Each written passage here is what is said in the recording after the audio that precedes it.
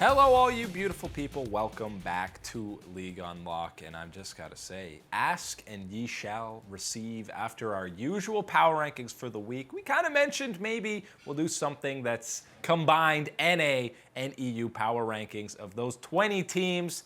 And that is exactly what we are bringing you here today. And before we get into the list, I've just got to say that the thing is, we know that EU is a much more competitive region, and overall the teams are just better, so that is going to have a heavy effect on how these rankings play out, because even maybe a team who has less wins than North American squads, we kind of value them a little bit higher. And also keep in mind, EU has played 4 less games than all the teams in North America. That being said, let's start with number 20 to 11, and obviously the bottom of the standings. There are a lot of suspect teams, but the fact that XL only has 1 win and they're not at the bottom of the standings, they're number 19. They're ahead of Echo Fox, which now again, that's something you might be saying. Are you kidding me? These guys have 1 win, but they have been competitive in a lot of their matches, and they've been competitive with some of the better teams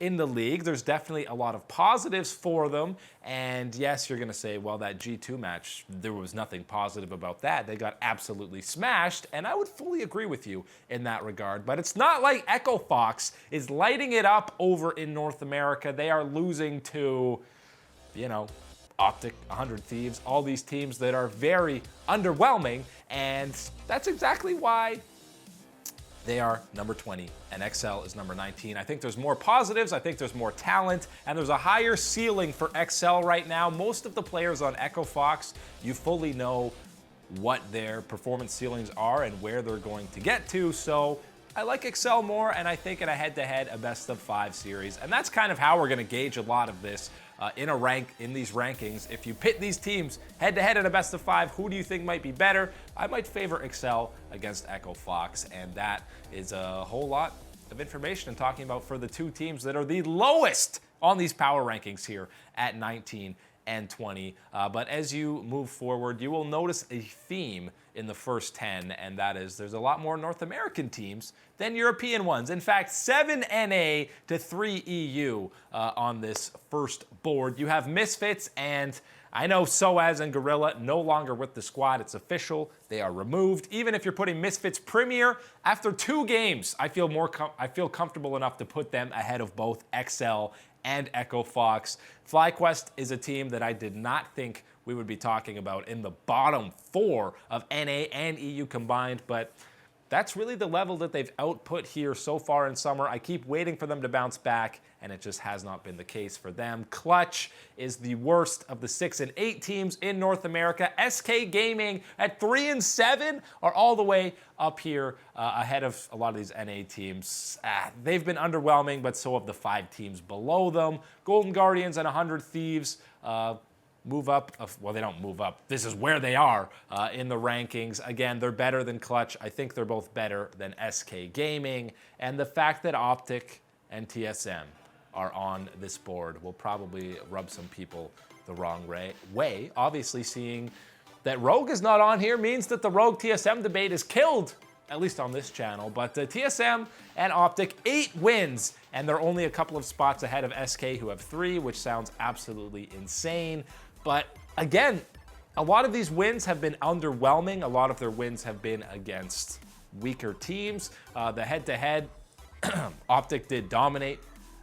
I know people, when we did the LCS rankings, the fact that TSM's higher, still feel like they are a better team than Optic, even though that one best of did not go their way. I still feel like they're stronger. They have more talent, but it hasn't translated onto the Rift for either of these teams. Obviously, Optic, they had that great start, and then they had a 2-0 week. They're very inconsistent, but just overall player talent, I feel like that's why they're behind TSM. And TSM, when it comes to team play, communication, whatever it is that's going on, it's just they are not nearly at the same level as we saw in spring, which is why they are in at number 11, which brings us to the top 10. And obviously, you're going to be seeing the team I just talked about, Vitality and Rogue, are in here at 10 and number 9, which is Very surprising because you were not expecting much out of Rogue when this roster was announced, because you knew they were going to go with youth. You knew that they would be better than what we saw in the spring split, because it's hard to be worse when you only get 2 wins. But they've actually been quite surprisingly good. And lately, they should have beat Misfits Premier as well, and then we're talking about them being 5-5. Obviously, they beat Fnatic when they were absolutely trolling with that roster, but they do have a win against Origen alongside Vitality, who, by the way, after their 0-4 start, are definitely looking better. And I think over the last couple of weeks, you could say that Rogue and Vitality have both looked better and maybe instilled more confidence than going up against TSM, just because, again, the strength of the competition that they are going up against is much higher on a weekly basis in Europe than in North America. So even though these guys are sub 500 and they have half as many wins as TSM, I'm fairly confident in putting them ahead of them right now, at least. We'll see how the last few weeks go in North America and the entire second half of the split in EU go, because that's how many games they have left. Origen, right behind Schalke, similar to our LEC rankings. I think overall Schalke has looked better. Origen have struggled against even the weaker teams in Europe, which is something surprising. We had 7 NA teams in the bottom 10, which means, yes, we have 7 EU teams and only 3 North American ones in the top 10. Cloud9 and CLG come in at 6 and 5.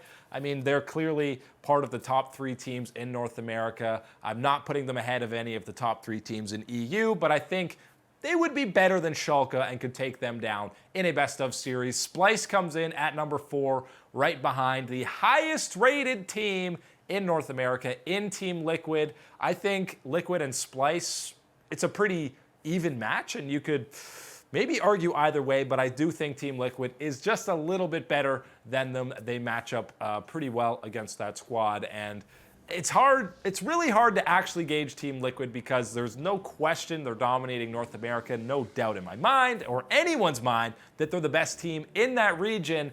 But how good is the rest of it? It's really hard to gauge. We saw at Rift Rivals, nobody else showed up except for them against EU, but they did put up a decent showing themselves. I think if you threw Team Liquid as an 11th team in Europe right now, I think they would be firmly slotted right behind G2 and Fnatic. I think they're at the very least good enough to be doing that. We saw them, that's 2 international events now, MSI and Rift Rivals, that they did show up. I think they'd have no problem competing and maybe even taking a game off of G2 or Fnatic here or there. They would still be underdogs in those matchups, but Team Liquid is the one team you could have confidence in performing quite well, even if they were in the LEC. And for the rest of the top 3, I mean, it's pretty obvious. There's no way you're going to put anyone in North America, even Team Liquid, ahead of Fnatic or G2.